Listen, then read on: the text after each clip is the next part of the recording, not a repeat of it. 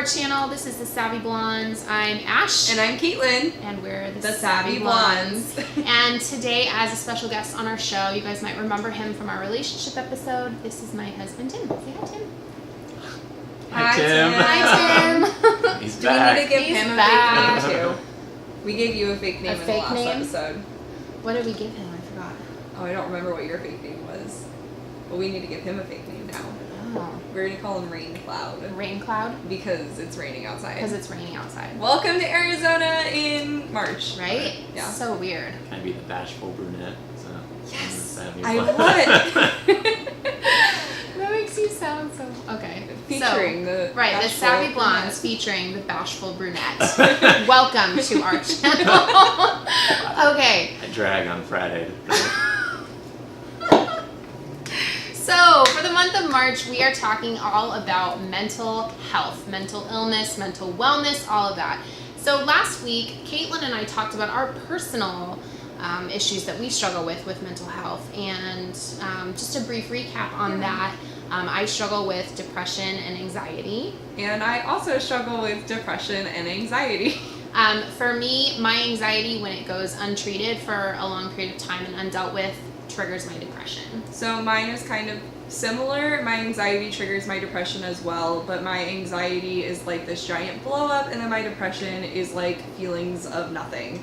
So. And Tim, do you struggle with mental illness at all?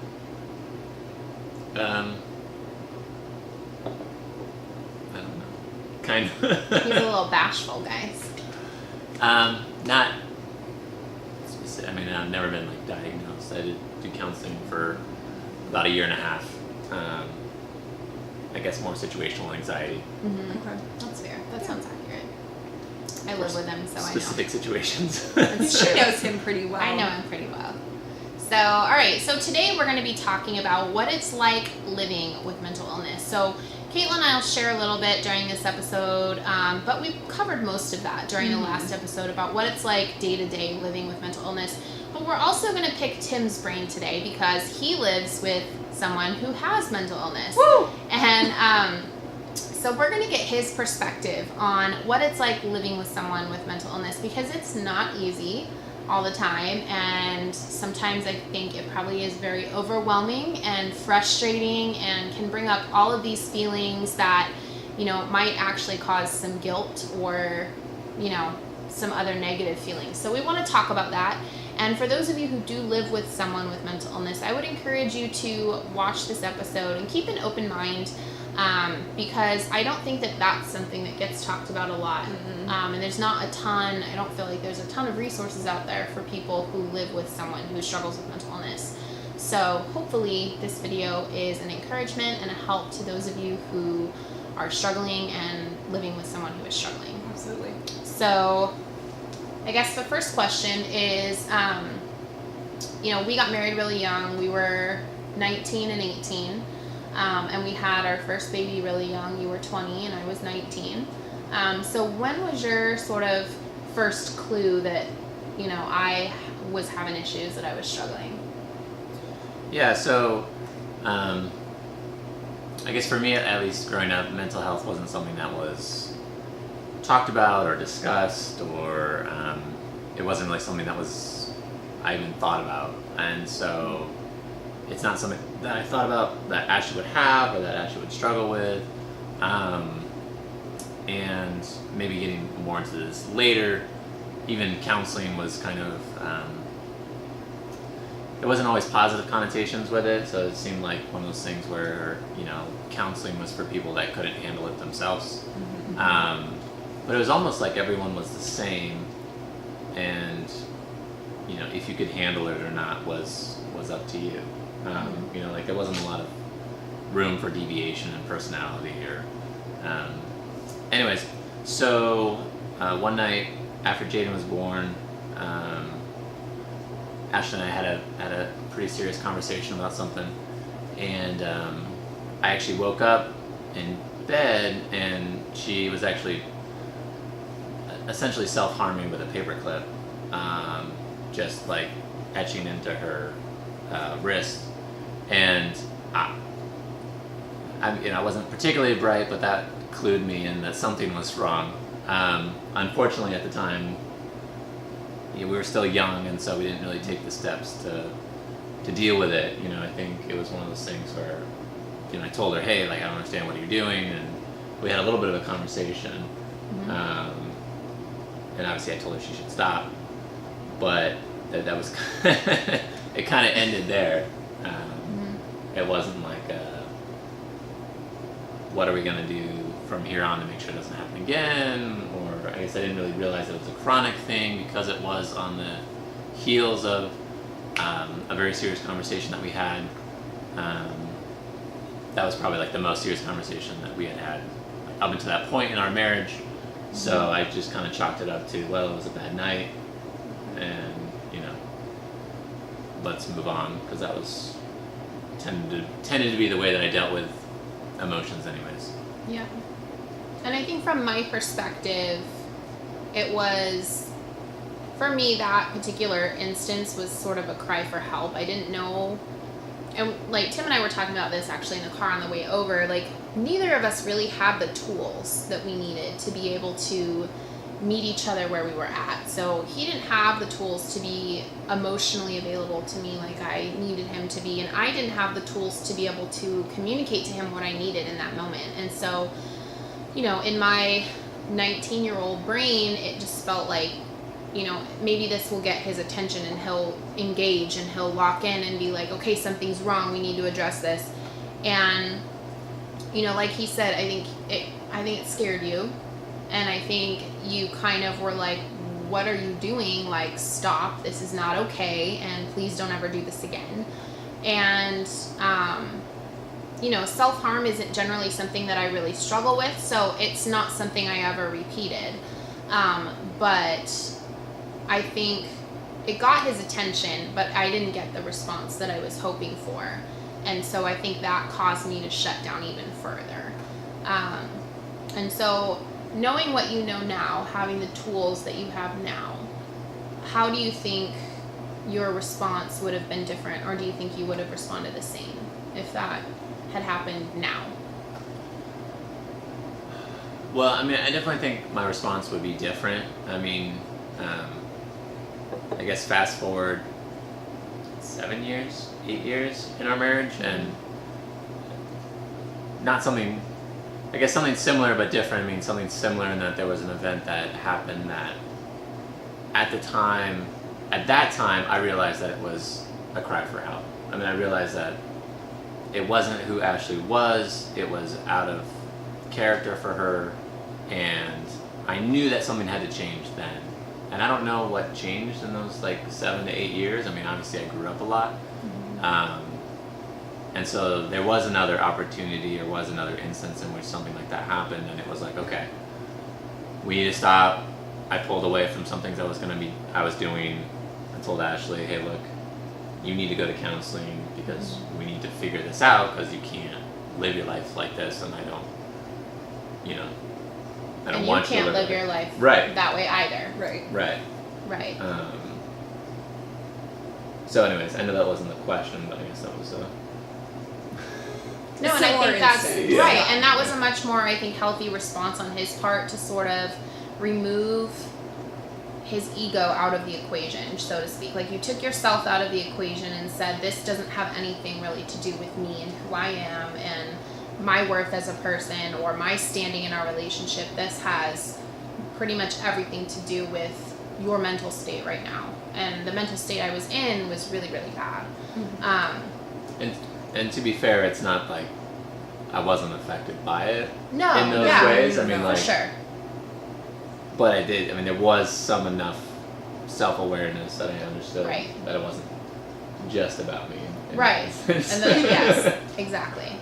And so, I think in general, when you see your person struggling, I think it's healthy to encourage them in a loving way to get help.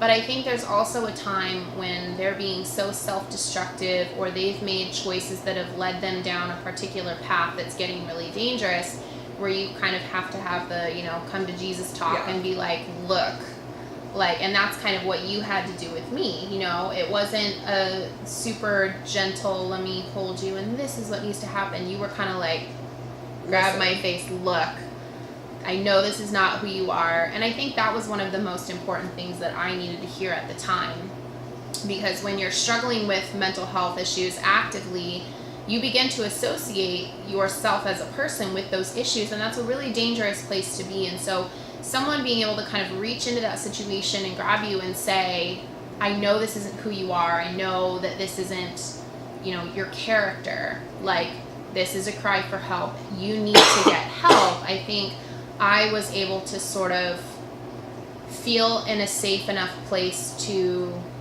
move forward and go get help. I didn't feel judged by you, and I didn't feel abandoned or condemned even. It was just this thing where, you know, it was obvious that you were hurting too, and I was hurting, but you were willing to be, you know, the adult in that situation and say, this is beyond both of us.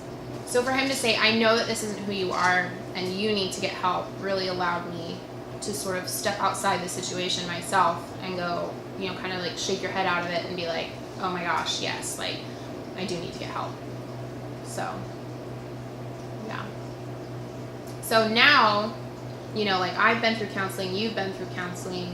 What are some things that you do to help, or some ways that you kind of identify, like, when I'm slipping, and like, what do you do when you start to see that? So I mean, a lot of it just, you know, depends on the situation. One thing, when she gets anxious, she gets very tired. So one of the ways that I can tell that she's having a hard time is that she usually ends up falling asleep. And so some of it's just giving her the space to do that. As you know, we have 4 kids. Well, if you watch this for any semblance of time, we have 4 kids. And part of it is just giving her the space to sleep and have a nap, because that's just what her body needs at that time. Some of it, you know, means having conversations with her. Most of the time it's gentle and soft and just trying to, a lot of it's reassuring her. You know, I think obviously she's really the only one that I know intimately that has mental health, so someone that I've seen symptoms over and over again and see what helps and what doesn't help. And so I'm sure it's different for different people. But for Ashley, a lot of times she just needs reassurance that things are going to be okay, and whatever the current issue is that she's anxious about, that it's going to be okay and things are going to work out, and we're still going to be together, and we're still going to have a roof and food and all that. I freak out a lot. I try not to. I think that's common though. Like, I think that's something a lot, like, I know I struggle with that, and I think what you said is like perfect. Like, I think everybody, male or female, craves that, not constant reassurance, but just like that friendly pat, like, behind you, being like, hi, yes, like, I'm still here, and I still care about you, and like, you're still doing good, and I still believe in you, like, and I'm not going anywhere. Right, like, I'm here for you no matter what, like, type of thing. Yeah, absolutely. Yeah. So what's like the nitty gritty for how does it make you feel knowing that I have mental illness and that I struggle with depression, anxiety? Because, I mean, obviously, like, you sit here and you're very understanding, and you're very, you know, you worked hard to get to a place, like, you weren't always this way, and this wasn't always your outlook on things. So, like, can you kind of walk us through a little bit what that process was like for you, and kind of where you started once you kind of realized what was going on, what your reaction was, and all that? Yeah. Well, yeah, I still struggle with it, so it's not like I've reached whatever Perfection. Zen. But I one thing I realized is, one, I had to come to, I guess, appreciate the reality of mental health issues.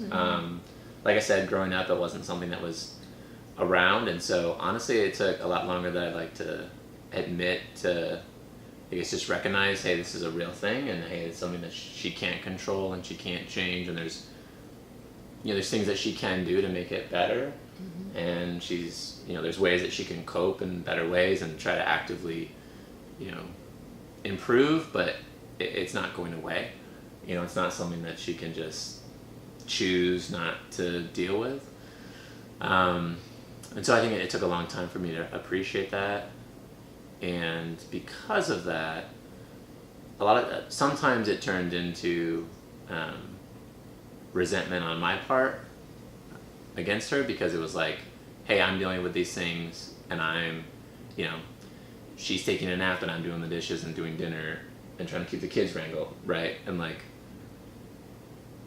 that sometimes in a very selfish way was hard for me to give her the space to do that, to have the compassion and to realize, hey, look, sometimes in different situations your partner has different capacities, and that's just the way that things are.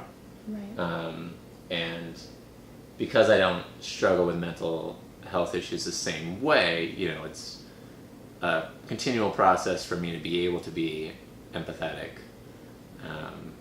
because I don't actually experience those things, right? So it's just kind of this continual process of reminding myself, like, look, this is real, and it's something that she's experiencing right now, and so, how can I best serve her and love her in that way?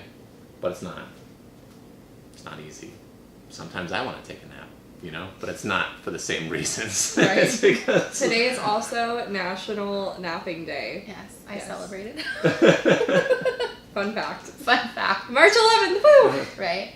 So how did you sort of move from that place of, this doesn't seem fair, I'm feeling resentful, to kind of where you are now, where, it's less of a struggle for you and you kind of have a little bit more understanding? Like, what was that process like? Was there something that was helpful to you? Did you have any resources?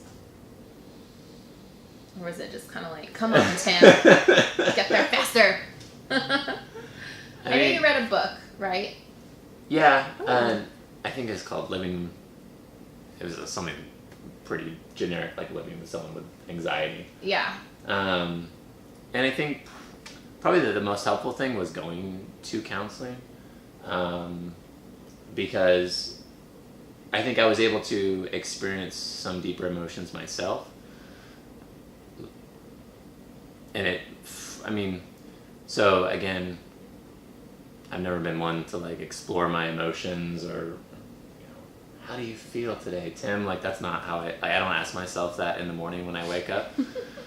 That's fair. I don't always ask myself that either. I don't want to know. Exactly. So emotions have always been this thing that are kind of seen as they get in the way of getting stuff done. And I'm very much a get stuff done kind of person. Mm-hmm. So I think going through counseling was really helpful, just because it allowed me to experience a lot of strong emotions and put myself in a place where it's like, I don't understand what's going on right now, Mm-hmm. And obviously Ashley had to deal with that for a little bit. It's like, dude, what's going on? I'm like, I don't know, I just have these emotions. Well, we had a really difficult talk one day because you had been to the counselor, and you and I would usually check in the day after or later that day after a counseling session. What did you guys talk about? And like, we would talk through those things. And that particular session, you guys had been talking about how you feel and how you were dealing with me having depression, anxiety. And I remember we were sitting on the couch, and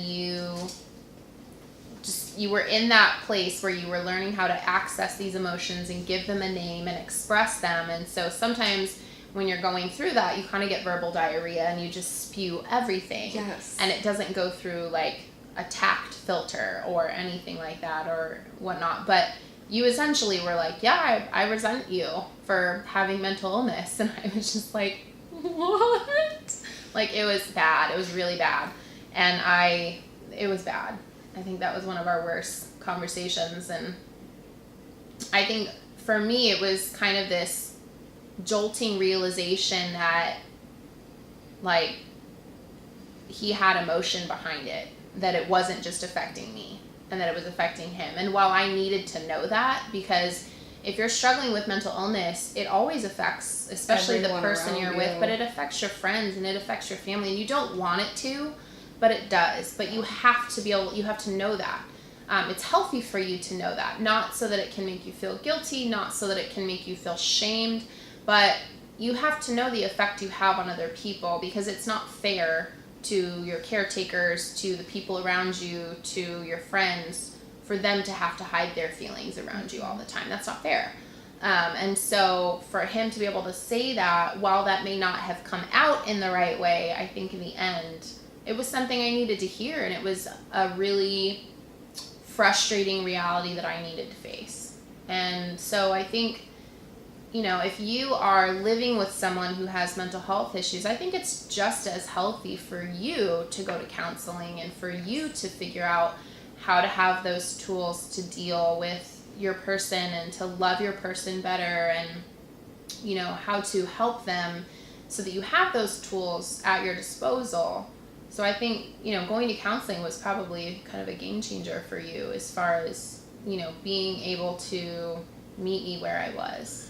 Yeah, and I think the other thing was that, I learned that I felt like because you had, anxiety and depression, that I couldn't ask you for anything. And that if I asked you for something, like, that was wrong, or I was asking for too much. And so I think it was, and I don't like to ask for help either, and so I feel that. it was learning that, there are some times when I need to step up so you have space, but there's other times when you're doing okay, like, I can ask you, hey, can you come help with this, or hey, can you do that, because I'm doing this, or whatever. And that was actually really helpful too, and it's a small thing, but for me, I always feel better when I feel like we're side by side. Yeah, like, I think that's something people, like, really forget, like, when somebody they're living with or that they love has, like, mental health issues, and, like, they're experiencing them, because you're like, oh, I'm separate from this person now. Like, I still care about them, but, like, they're not able to care about me in the same capacity, and I think that's one of, like, the biggest myths, because, like, you guys are still a team, you're still on even ground, and, like, at the end of the day, like, you both have to work together, even if it's in different ways, to make things continuously work and, like, be okay. So, yeah. I think, and, I would just say too, as the person who, in this relationship has, the issues with that, there are times when Tim says, hey, can you do this? And I just have to say, like, nope, I can't. But most of the time I can. And honestly, sometimes it's good for me for him to ask me to do things, because when I'm in that state of, high anxiety or depression, I'm also in a state of really high self-loathing. So when you are in that mode of self-loathing and just really hating on who you are at the moment, you feel very unneeded. You feel like they could totally go on without me and it wouldn't make a difference. So having someone sort of, like, punch through that wall of self-loathing to say, hey, I need you. Can you do this for me? Even if it's something small, like, hey, can you chop some carrots? Or, hey, would you mind, wiping down the kitchen table? Or can you call the kids to dinner? Like, something small. That, like, giving them a small job to do. And then as a person who has anxiety, understanding that you are needed and that you are wanted, and that having those things is going to help, even if it feels like your whole body is too heavy to do it, even if it feels like, what difference is this going to make? Forcing yourself to get out of bed, get off the couch, get out of the shower, wherever it is that you're kind of in that moment, really just ruminating on how crappy your life is at the moment. If you're able to pull yourself out of that and just go do something small, something menial. It doesn't have to be like, let's go clean the house top to bottom. Like, Tim knows that, like, if he's going to ask me to do something and I'm in that mode, it has to be really small. And then you kind of work your way up from there. But he's also been really encouraging too. I don't know if you touched on this or not, but you've also been really encouraging to me to do things for myself that he knows makes me feel better. And supportive of it. So, I'll tell him, like, if he was at work that day, I was like, oh, I played piano for like an hour today, because he knows that that's one of the things that I do when I'm starting to kind of feel myself spiraling a little bit, to kind of rein myself back in and center myself and do some self-care. Right. And he's always been very supportive of that. And so I think as, you know, someone who, I hate to use the word caretaker because it's not really the role, but the partner or the very close person, it's helpful to know and have a conversation outside of conflict and outside of when they're in a really bad place, to say like, hey, when you are feeling bad, what are some activities you like to do? He knows that sometimes like just asking me to go for a walk is a complete game changer for me. Getting outside in the fresh air, going for a walk can literally make me do a 180 sometimes. And if not, it helps for a little bit, you know? So like he's started to pick up on these things. He's asked me questions. He pays attention. And I think all those things are super helpful. So, yeah. Do you have anything else you want to add? Well, one, I mean, I think for a while too, I think because I don't struggle as much with mental health issues, it was easy for me to put myself in a superior position mentally, to think that I'm better than her, or oh, look how many less issues I have than her. And again, counseling was helpful because it was like, man, I'm pretty messed up too. Counseling puts you in your place And, so fast. Puts you in perspective. Yeah. And, you know, I should have not had that perspective to begin with, but, you know, just understanding that everyone has their own issues, and, you know, they're just going to affect people differently, but that doesn't mean that your issues don't affect them too. Mm-hmm. And sometimes more, because of, you know, some of the anxiety that they struggle with, your issues are going to compound some of their issues. So that's one. And then two, it's really helpful for the person that struggles a little bit more with mental health issues to convey the things that are helpful. I know sometimes it's difficult when you're in the moment to even know what you need. I know Ash and I don't know, we're having conflict or a discussion of something, but Ashley said, you know, like sometimes it's helpful to ask me, like, what do you need right now? You know, do you need to talk? Do you need me to be here? Do you need me to hold you? Do you need me to go away? You know, those are pretty much the only options. And, but I think, and you can tell me if I'm wrong, like in the moment you may not know, but if I list out those options, you can at least consider them for a moment and be like, does that sound good? Yes, no. And then you can pick whichever one sounds the least crappy. Yeah. And then a very small thing is like, Ashley has had some eating issues. You guys probably didn't. I don't know if you talked about that or not. I don't know if we've talked about eating disorders yet. We've get talked there. about mine a little bit. We'll get there. Yeah.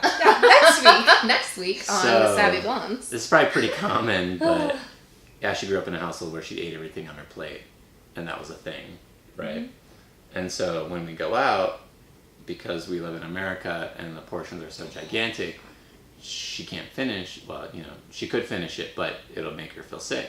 So she's learned to stop, but she's also told me, like, hey, look, you can tell me, like, sometimes I need to hear, it's okay, you don't need to finish. Mm-hmm. And so actually a lot of times now when we're out. Or even at home. Yeah. So when we're at home, or like, I will physically remove the plate from her and say, hey, it's okay, you don't need to finish, and I'll take it. And that's... And for her, that's good. I know for some people that might not be good. So let me just explain. That's after like years of noticing, like he's very vigilant with me on what my signs are and like what physically, what expression I have, what sounds I make when I'm getting to that point where I'm starting to force feed myself. And so that's like many, many years of really focusing in and honing on those signs. Not him being so that's not him being like, you've had enough. Like I just want to make sure we're very clear on that, because I know that can be an issue for some people where their partner's like, you're done. And that's not the case. So I just want to make sure we're super clear. Like he's really like honed in on what my triggers are and what signs and symptoms I start displaying so that he knows, okay. And usually he says something, you know, I'll push my plate away a little bit and he knows that's like, she's done, even if there's still food on it. I always keep it close so I can have more, but he knows I shouldn't have more because then I'll get sick. And so like he'll just take the plate, like, are we done? Yes. Okay, he'll take the plate away. Or you know, he'll remind me like, hey, you don't have to eat all of that. And then I'll say, okay, good. And then he'll take the plate. And that way it's just no longer a temptation. But those are things you have to work really closely with your partner or your friend to really know what their signs and symptoms are, especially when you're dealing with food issues, because sometimes if you overstep a little bit, you can actually make it worse. But that's a whole nother tangent. It's like a very like practical thing. Yeah. Like, I actually feel like I'm able to do to help. Right. Something. But that took me having to communicate what I needed Right. and say very clearly, look, if you see me starting to exhibit these symptoms, if you see me starting to do this, please just, like, I know it sounds silly, but please just tell me, hey, you don't have to finish what's on your plate. It's okay. That's all he has to say. And for me, that triggers the response of, it's okay that you didn't finish what's on your plate. You don't have to. So it really does help if you can think of those things, maybe not necessarily in the moment, because when you're in the moment, you're not always thinking clearly, but outside of the moment, if you think of it, if you can convey those to your partner, no matter how trivial, no matter how silly they may seem, or how like basic that they may feel to you, in the moment, that sort of practical help is really invaluable. That's good. You're right. Yeah. Yeah.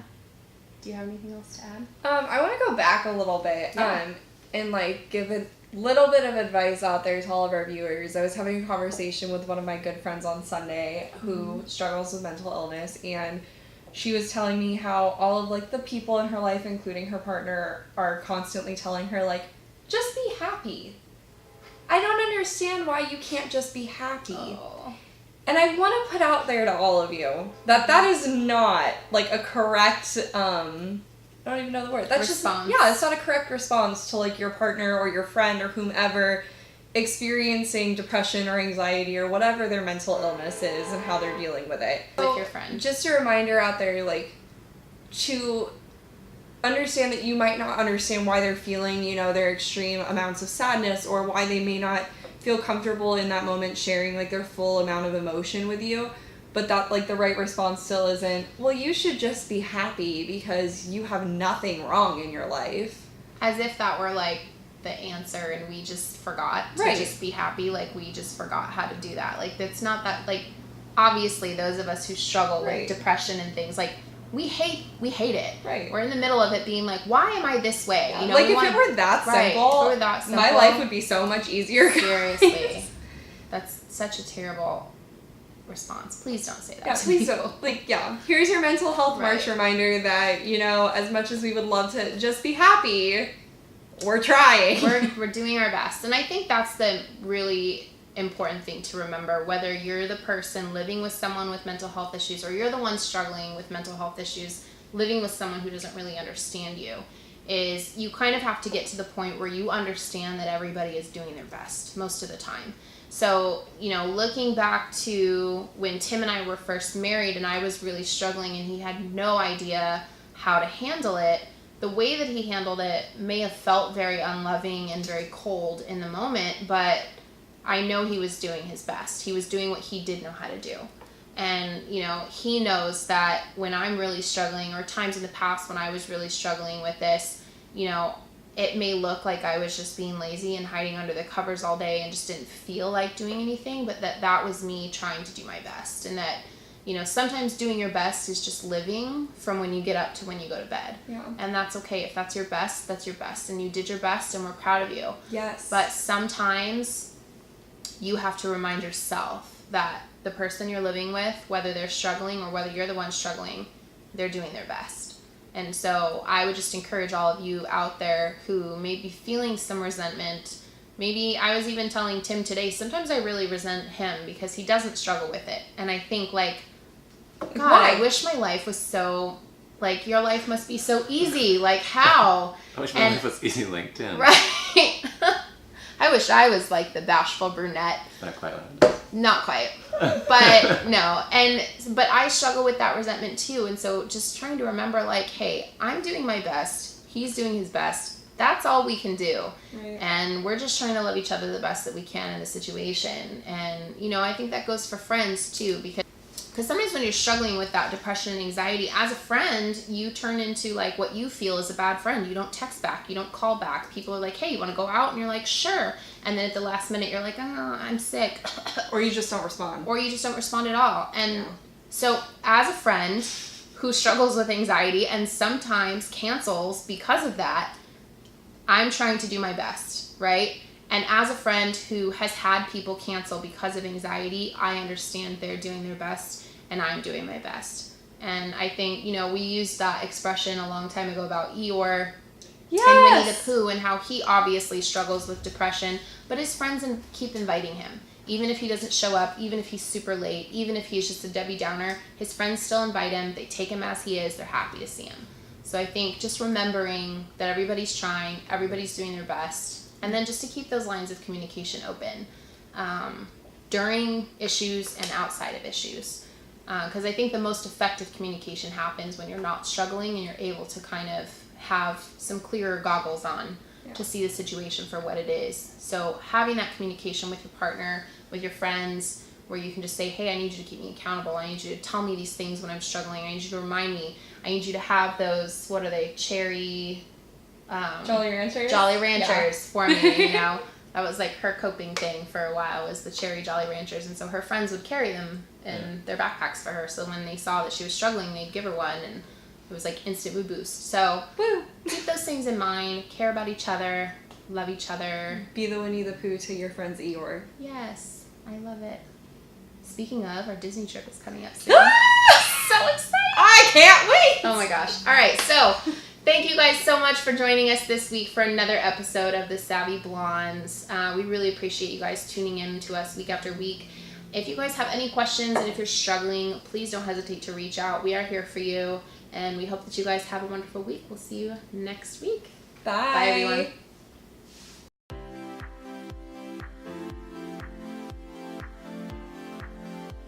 Thanks guys so much for watching our channel, The Savvy Blondes. We'd love to thank our sponsors, Thrive Co-working for Women here in Gilbert. Thank you so much, Thrive. We're so excited and blessed to be a part of you and to be able to film here. So thanks. Thanks for watching. We'll see you guys next week. Bye, guys. Bye.